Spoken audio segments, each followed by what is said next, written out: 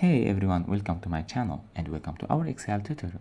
Today we're exploring two powerful functions, COUNTIF and COUNTIFs. COUNTIF counts cells that meet a single criterion in a range. Use it like this to count apple in a list. Equal COUNTIF A2, A10, comma, apple, and hit enter.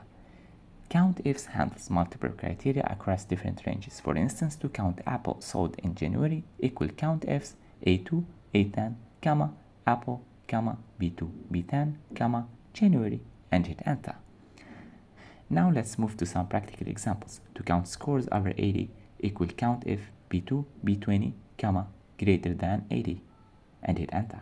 To count scores over 80 in a grade A, equal COUNTIFs B2, B20, comma, greater than 80, comma, C2, C20, comma, grade A, and hit enter.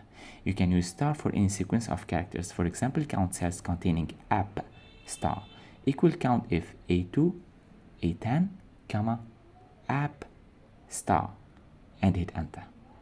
That's it for today. Do not forget to like, share, and subscribe for more Excel tips. Be sure to explore the other videos on my channel and tell me in the comments what topics you would like to see covered next. Thanks for watching and have a good day.